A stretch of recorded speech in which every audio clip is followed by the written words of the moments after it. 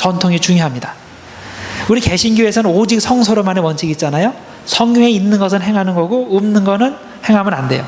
아니면 없는 것을 행할 때에도 이거는 사실 해도 되고 안 해도 되는 선택사항이지 구원과 관계되는 건 전혀 아닌 거예요. 근데 가톨릭에서는 이게 성사가 되는데 그 이유가 뭐냐면 성경과 마찬가지로 교회 전통도 똑같이 권위가 있다는 거예요. 왜냐하면 초대교회 때 성경 66권이 딱 사람들한테 주어진 게 아니죠. 옛날 보면 초대교회 때 가짜 성경들도 많이 있어요. 베드로 행전도 있고, 도마복음도 있고, 마리아 계시록도 있고, 이런 종류의 것들이 있는 거예요. 그래서 여러 가지 가짜 성경들이 많이 있는데 그런 가짜 성경들 중에서 뭐가 진짜고 가짜인가를 가린 게 교회라는 거예요. 그렇기 때문에 엄격한 의미에서는 성경이 최고의 권위가 있지만은 성경을 성경되게 한 것이 교회니까 교회도 똑같은 권위가 있다, 이렇게 얘기하는 거예요. 그래서 교회의 최고 지도자가 누구냐? 교황 아니에요? 그래서 교황이 진리로 선포하는 거는 그거는 성경과 똑같은 권위를 가지고 있는 겁니다. 그래서 개신교에서 믿지 않는 가톨릭에서만 믿는 교리들이 있는 거예요. 거기에 마리아 승천설, 마리아가 승천했다든가 이건 성경에 없잖아요. 근데 가톨릭 교회에서 교황이 진리를 선포한 거야. 그래서 성경과 똑같은 권위를 가지고 있습니다. 그 외에 여러 가지가 있어요. 가령 고해 성사, 이게 어떻게 성사냐? 이게 성경에 있다는 거예요. 왜 성경에 있냐? 라틴어 번역에 그렇게 돼 있다는 거예요. 그리스어 원어에는 메타노이에테, 한 단어예요. 회개하라. 근데 이거를 라틴어 성경에는 어떻게 번역을 했냐면 do penance, 그렇게 번역을 했어요. 페넌스를 해라. 그래서 이제 고해 성사가 있다는 겁니다. 결혼이 어떻게 성사냐? 에베소서에 보면 그리스도와 성도와의 관계를 마치 남자와 여자와의 신비처럼 그렇게 설명을 했어요. 그래서 이는 신비니라, this is mystery라고 돼 있어요. 그래서 그리스어 원어에는 미스터리언인데 이것을 라틴어로 번역을 할 때 사크라멘툼이라고 번역을 한 거예요. 그러니까 여기에 사크라멘트가 있지 않냐, 이렇게 얘기를 하는 거죠. 그래서 전통적으로 중세 시대 때는 가톨릭에서는 라틴어 성경을 사용을 했죠. 그래서 원본은 무시하고 라틴어 성경을 사용하면서 라틴어 성경에 나오는 그런 것들을 이용해서 이것을 성사다라고 많이 얘기를 했습니다. 가톨릭 예배와 개신교 예배가 큰 차이가 있죠. 딱 예배당에 딱 들어가면 이 분위기부터 다르게 됩니다. 우리 개신교는 말씀 중심이에요. 말씀을 통해서, 설교를 통해서 하나님을 만나는 게 주로 방법인데 가톨릭에서는 설교가 중요한 게 아니에요. 예식이 중요합니다. 아시겠지만 제2 바티칸 회의가 1960년대에 있었는데 1960년대까지는 모든 미사는 라틴어로 행해졌어요. 한국에서도 라틴어 미사를 드리는데 사람들이 알아들 리가 없죠. 설교도 하더라도 별로 없고 굉장히 짧고, 그래서 이제 말씀 중심이 아니고 중세의 모든 한 1000년 동안 사람들이 설교 거의 듣지 않고 이런 예식만 행한 거예요. 그렇다고 중세 믿었던 가톨릭 사람들이 다 지옥 갔냐? 그런 건 아니겠죠. 사실 중세 사람들은 대부분이 문맹이에요. 글을 모릅니다. 그러니까 신앙을 교육시킬 방법이 이런 예식이라든가 그림이라든가 이런 것들을 통해서 있는 거예요. 그래서 가톨릭교에 딱 들어가 보면 거기에 성화들이 많이 있잖아요.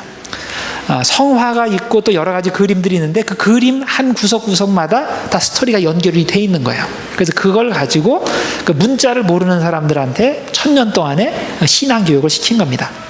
거기에 매주 미사를 드리면서 예수님의 살과 피를 받아먹는다고 믿는 그 믿음 가지고서 그렇게 지금까지 온 거죠. 그런데 이제 개신교에서는 그건 그때 시대고 더 중요한 하나님의 말씀이 있다. 그래서 이제 말씀 중심의 그런 예배로 들어가게 되는 거죠. 이것이 이제 개신교와 가톨릭이 이제 크게 봐서 이제 차이가 나는 그런 것들입니다. 그다음에 정교회, Orthodox Church. 여기에도 오르소독스 처치가 있죠. 근데 우리 눈에는 잘 보이지는 않는데 많아요. 실제로 전 세계적으로 봤을 때 가톨릭 인구 다음으로 많은 인구가 오르소독스 정교회 교인들이에요.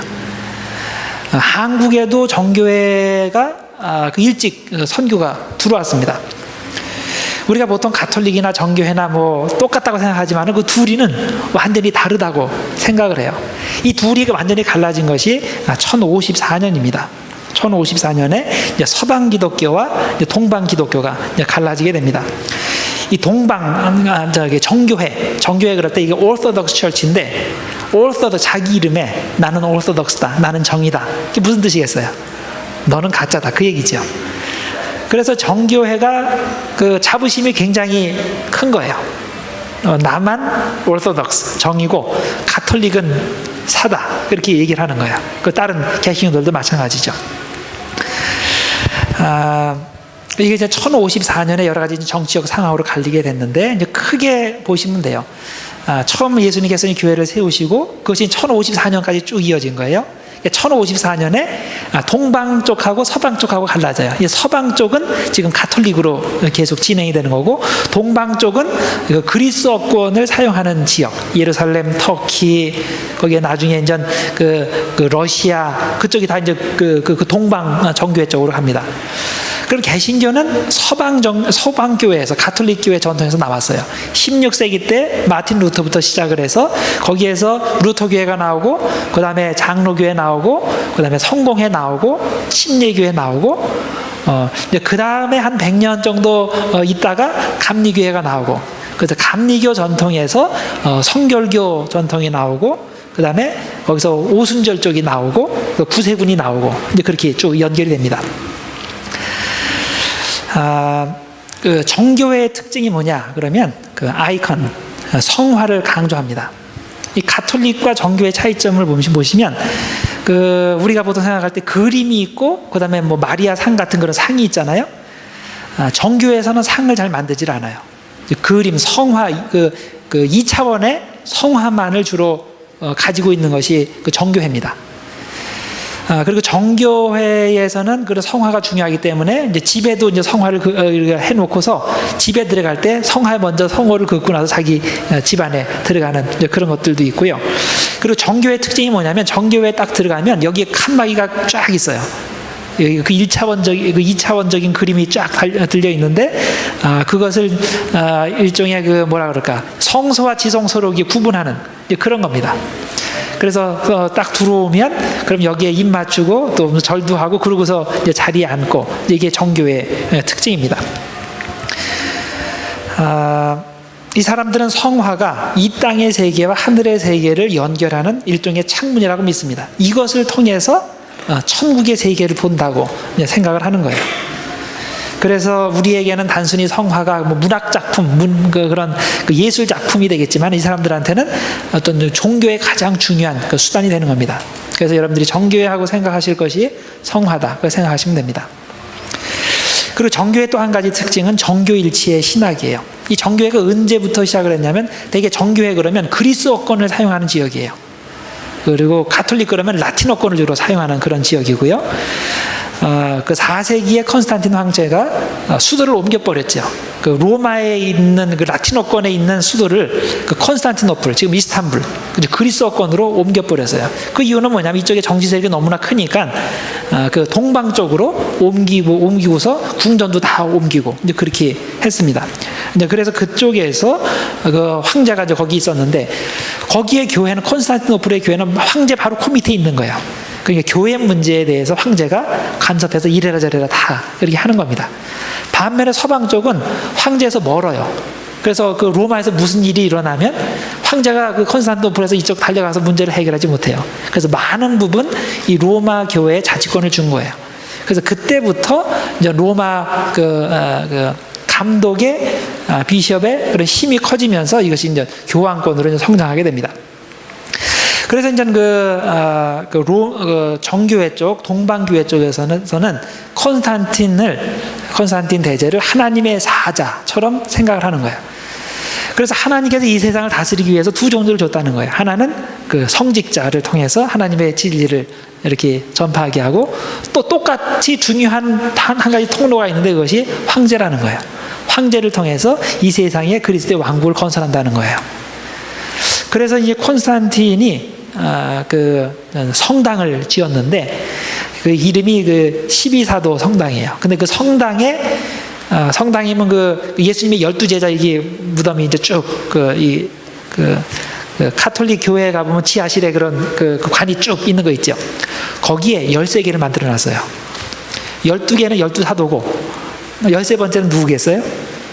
자기예요, 자기. 자기가 13번째 사도인 거예요. 이제 그렇게 생각을 하고 교회도 그걸 받아들였습니다. 그래서 황제가 교회 일에서 간섭해서 이래라 저래라 하는 것이 전혀 이상하지 않아요. 동방 전통에서는. 보통 우리가 얘기할 때 이 지금까지 그 가톨릭의 공회가 많이 있어요. 그 에큐메니컬 카운슬이 많이 있는데 개신교가 가톨릭의 카운슬 중에서 인정하는 것이 7개입니다. 1차, 2차, 3차, 4차. 제1차가 325년 니케아 회의인데 1차부터 4차, 5차, 6차, 7차까지 이 회의를 소집한 사람이 황제예요. 교회 회의면 감독이 소집해야 될 거 아니에요? 그런데 그렇게 하지 않고 황제가 소집을 해도 황제가 사회도 보고 그랬어요. 그러니까 그 정교 분리의 원칙이 전혀 이게 말이 안 되는 데가 이 당시 상황입니다. 자, 그 다음에 16세기 때 루터 교회, 루터란 교회가 이제 시작이 됩니다. 루터 교회는 개신교회에서 가장 먼저 시작된 교회죠. 그리고 이후에 나타난 모든 개신교회는 이 루터가 주장했던 원칙을 그대로 따릅니다. 대개 이제 세 가지 그 솔라의 원리를 가지고 있다고 얘기합니다. 하나는 오직 믿음으로, 또 하나는 오직 은총으로, 그 다음에 오직 성소로. 이것이 이제 그 루터가 주장하면서 가톨릭에서 떨어져 나왔던 그런 가장 세 가지 원칙이고, 그 이후에 모든 개신교회들은 뭐 장로교, 감리교, 침례교 다 할 것 없이 이 세 가지를 그대로 받아들입니다. 먼저 그 오직 은총으로 교리를 보면 에베소서 2장 8절 9절에 보면 너희가 그 은혜를 인하여 믿음으로 말미암아 구원을 얻었느니 이것은 너희에게서 난 것이 아니요 하나님의 선물이라. 이게 하나님의 선물, 이게 은총의 교리죠. 우리가 구원받는 것은 선한 공적을 많이 쌓았기 때문에 구원받는 게 아니고 오직 나는 자격이 안 되지만은 예수 그리스도의 은총을 통해서, 예수 그리스도의 공로를 통해서 내가 구원받는다. 그걸 믿고 있는 거죠. 근데 가톨릭에서는 항상 공로가 필요해요. 가톨릭의 그 페넌스 제도, 고백 성사 제도가 어떻게 되어 있냐면, 우리 개신교에서는 내가 하나님 앞에 진심으로 회개를 하면 그걸로 용서 받았다고 믿잖아요. 가톨릭은 그게 아니에요. 반드시 마음에 그런 걸 느꼈으면 반드시 신부한테 가서 고백을 하도록 되어 있어요. 고백을 하면 신부가 그 지정을 해줘요. 너는 이 정도 죄를 졌으니까 뭐 3일간 금식, 아니면 뭐 6개월간 성찬 금지, 아니면 저기 뭐 예루살렘에 가서 순례 갔다 오고, 뭐 이렇게 그 실제적으로 뭐 행동을 할 것을 요구를 합니다. 그게 다 한 다음에 그 다음에 사죄의 선포를 합니다. 무슨 의미냐면 죄를 졌으면 죄값을 치러야 된다는 거예요. 맞는 말이죠. 그런데 이제 사람의 그 마음이 요상한 거예요. 가령 내가 그 하나님 앞에 진정으로 용서함을 받으려면 진정으로 마음속으로도 회개해야 되고 죄값도 치러야 되고, 두 가지를 딱 준다고 합시다. 그럼 받아들이는 입장에서는 뭘 할 것 같아요? 죄값을 치르고서 죄를 용서받았다고 하는 게 쉽지, 진짜 마음속으로 이렇게 통회하고 자복하고 금식하고 그러지는 않거든요. 이게 사람의 심성이에요. 그래서 처음에는 좋게 시작을 했지만은 이게 천년이 지나면서 이게 엉뚱하게 변질이 됐습니다. 마치 용서받는 것을 내가 무슨 값을 치르면 되는 것처럼. 그래서 여기에서 나중에 면죄부가 나오는 거예요. 사실 내가 뭐 예루살렘 가려면 돈이 필요하잖아요. 그러면 그 돈을 내가 헌금을 하는 거예요.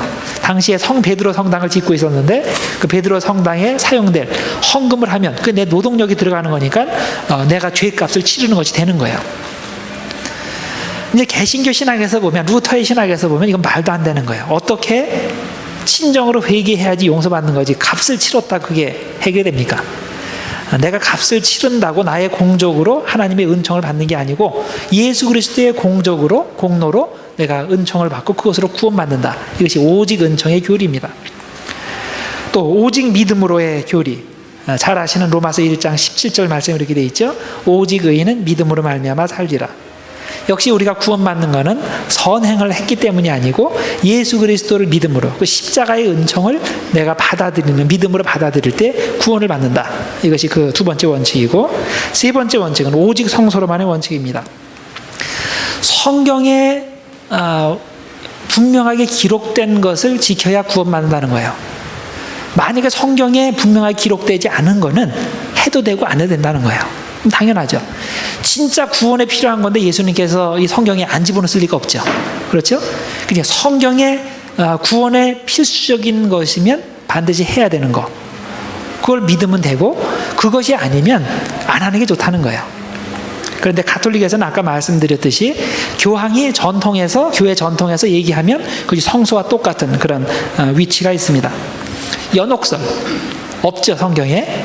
그런데 교황이 그것이 교회의 법칙으로서 있다, 그렇게 하기 때문에 연옥이 있는 거예요. 나중에는 교황 무호설까지 있었어요. 이 교황 무호설이 그 19세기에 나타난 건데, 이거 뭐냐면 교황이 그 교황의 이름으로, 교회의 이름으로 선포한 거는 절대 무호하다, 그 잘못이 없다. 이게 교황 무호설이에요. 이게 옛날에 생긴 게 아니고 19세기에 생긴 거예요. 그 19세기 당시에는 아무도 교황의 말을 듣지 않는 그런 상태였어요. 그래서 교황이 이것을 발표를 했을 때도 아무도 대꾸도 안 했어요. 하도 말도 안 되는 거라서. 근데 이제 지금에 와서는 이것이 그런 그 가톨릭의 기본 교리가 됐습니다. 자, 이런 것들이 이제 개신교와 가장 큰 차이가 나는 거예요. 우리는 오직 성서로만의 원칙이 있고, 가톨릭은 성서와 전통, 이 두 가지 원칙이 있는 겁니다.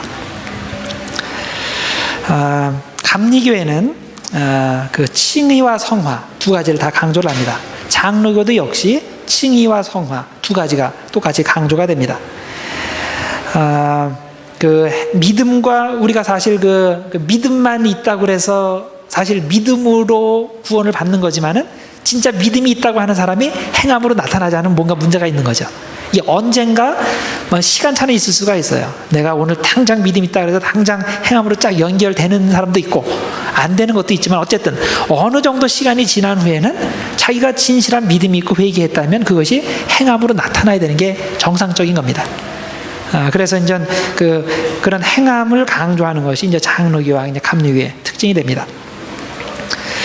자, 장로교회. 여러분들 이제 장로교에서 이제 오래 신앙생활하셨으니까 장로의 특징들을 잘 아실 겁니다. 장로교회라고 이름 붙인 이유가 뭐냐면, 시스템이 장로 시스템이라 그렇죠. 그래서 장로교에서는 두 가지 장로가 있는 거죠. 하나는 가르치는 장로, 하나는 치리하는 장로. 그래서 가르치는 장로는 일반 목회자들이 되는 거고, 그다음에 치리하는 장로는 그 평신도 장로님들이 되는 거죠. 그래서 장로 시스템이기 때문에 그 교회의 최고 그런 의결 기관이 당회가 됩니다. 당회에는 장로들만 들어갈 수가 있죠. 거기에 이제 치리 장로도 들어가고 가르치는 장로도 들어가게 됩니다. 장로교회에서 가장 중요한 그 교리가 뭐냐? 그럴 때 그 하나님의 주권이라고 얘기를 해요. Sovereignty of God. 하나님께서 주권자이시고 그 하나님의 모든 것에 우리들이 전적으로 순종해야 되고, 내가 이해하든 이해하지 못하든 하나님께서 이 세상을 주권적으로 다 운행하시고 우리는 거기에 들어가서 순종할 수밖에 없다. 이것이 장로교의 기본 가장 중요한 교리입니다. 거기에서 선택도 나오고 예정도 나오고 그런 내용들이 거기에 나오죠. 장로교의 그 중요한 그 교리를 이해하기 쉽게 하기 위해서 그 17세기에 그 튤립이라는 그런 글자로 그것을 그런 것들이 있었습니다. 그 도르트 회의에서 그런 것도 있었는데, 튤립 첫 글자 보면 T가 total depravity죠. 전적인 타락. 모든 인간은 아담에게서부터 전해진 원죄 때문에 선한 구성은 하나도 없이 100% 다 타락했다. 이것이 이제 그 total depravity의 교리입니다. 그 다음에 U, 튤립에서 U는 unconditional election. 하나님께서 선택을 하실 때 컨디션이 없다는 거예요. 이 사람이 앞으로 예수 믿을지 안 믿을지 그 고려해서 선택하시는 것도 아니고, 이 사람이 선한지 악한지 그것도 아니고, 컨디션 없이 하나님 마음대로 이 사람은 지옥 갈 사람, 이 사람은 천국 갈 사람, 그렇게 선택을 했다고 믿습니다. 이런 그 예정의 교리가 사실 어거스틴에서도 나왔어요. 근데 어거스틴은 지옥 갈 사람 얘기 안 했어요. 천국 갈 사람만 천국 갈 사람을 선택하셨다고 얘기를 했어요. 근데 나중에 이제 칼빈이 생각을 할 때, 논리적으로 따질 때 천국 갈 사람을 선택을 했다면 지옥 갈 사람도 선택될 수밖에 없는 거예요. 그래서 여기에서 더블 데스티네이션, 그 이중 예정의 교리가 거기서 나오게 됩니다. 그 다음에 튤립의 세 번째, 그것이 limited atonement, 제한적 구속입니다. 자, 예수님께서 돌아가셨는데 예수님께서 누구를 위해서 돌아가셨다면 그 사람은 반드시 구원받아야 돼요. 그런데 어떤 사람은 지옥 가도록 예정되어 있어요. 그럼 어떻게 해요? 그래서 예수님의 구속의 은총은 십자가의 은총을 받아들여서 구원받을 사람에게만 적용이 된다. 이게 리미티드 어톤먼트의 교리입니다.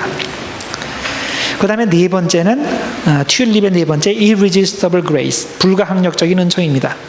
하나님께서 누군가에게 구원의 은총을 주시고자 한다면 그 사람은 절대로 그것을 거부할 수 없는 겁니다.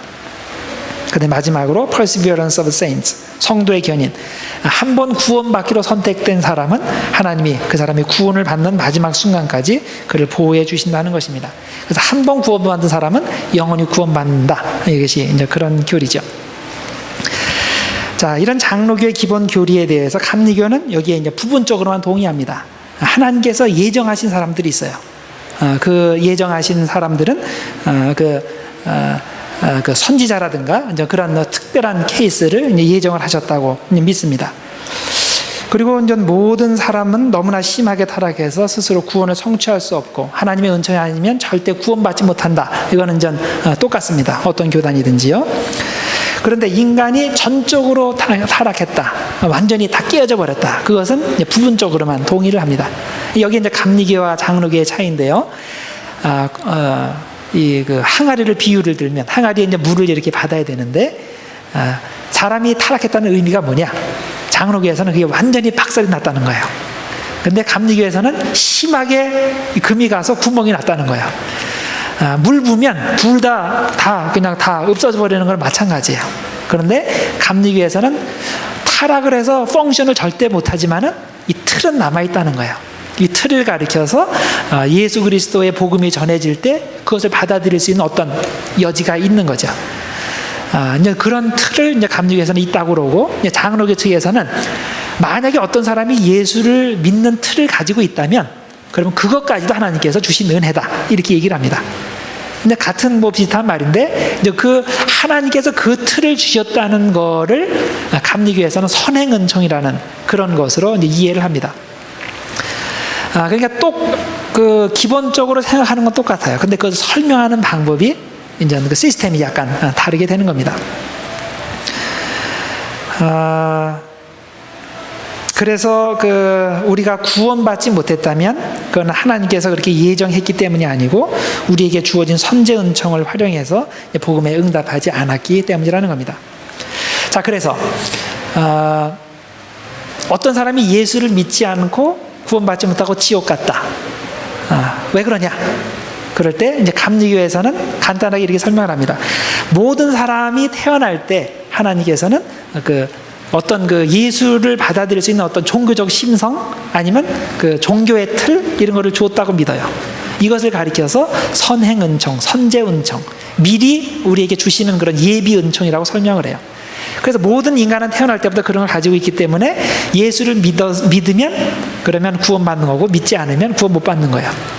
똑같은 것을 장로교에서는 어떻게 설명하냐면 어떤 사람이 예수를 믿었다면 그거는 자유의지로 자기가 믿기 이전에 하나님께서 그 사람에게 특별한 그런 은총을 주셨다는 거예요. 그래서 이제 그렇게 이제 설명이 됩니다. 침례교에서 가장 중요한 원칙이 정교분리의 원칙입니다. 정교분리의 원칙이라는 건 뭐냐면 정치가 이 종교의 문제에 대해서 개입해서 왈가왈부하는 걸 철저히 금한다는 거예요. 우리들이 보통 생각을 할 때 침례교의 가장 큰 특징이 뭐냐 그러면 침례라고 생각을 하죠. 그 이름에도 있듯이. 근데 이 침례라고 이름을 붙인 이유의 그 시발점이 뭐냐면 이 정교분리의 원칙입니다. 종교개혁 시대에는 즉 가톨릭 세력에 대항해서 개신교가 좀 떨어져 나오는 상황이에요. 당시에는 교황이 황제를 막 명령도 하고 황제를 세우기도 하고 떨어뜨리기도 하고 그런 사람이에요. 그래서 만약에 저쪽 어떤 스위스 지역에 어떤 이단이 나타났다. 그럼 황제가 그쪽 지역 교황이 그쪽 지역 황제한테 얘기하는 거예요. 거기 이단이 나타났으니까 가서 처리해. 그러면 군대를 풀어가지고 감옥에 갇히게 하는 겁니다. 그런데 그 루터가 개신교 종교 개혁을 일으켰을 때 이 펑션이 안 하는 거예요. 당시에 그 독일의 그 민족주의가 발흥을 하게 되면서 그 루터가 이단자 아니에요? 이단적인 얘기를 하는데 교황이 그 독일 황제 보고 가서 잡아넣어 그러는데 말을 안 듣는 거예요. 그래서 그 독일 제후의 보호를 받아서 그 루터가 거기에서는 종교 개혁 정신을 일으킵니다. 침례교도 마찬가지예요. 침례교가 이때 막 발흥했던 그런 지역이 어디냐면 스위스 지역이에요. 스위스 지역인데 독일에도 그런 것들이 있었고, 이제 개신교 종교 개혁 운동의 이상이 뭐냐면 개신교 신학에 기초한 새로운 성경적인 사회를 만드는 거예요. 근데 성경적인 사회를 만들려면 구성원이 있어야 될 거 아니에요? 그 중에 구성원을 만드는 방법이 세례입니다. 세례를 통해서 예수 그리스도를 주님으로 고백하는 사람들이 새로운 그 개신교 공동체로 들어오는데, 그럼 애들은 어떡하냐? 그 가톨릭이나 당시에 그 모든 다른 개신교에서는 어떻게 해석을 했냐면, 유아 세례는 구약 시대의 할례와 같은 거다. 구약 시대의 아이가 할례를 받았을 때 자기가 신앙의 의미를 깨닫고도 할례 받은 게 아니에요. 공동체의 믿음으로 할례를 준 거예요. 그래서 새로운 공동체로 받아들이게 된 겁니다.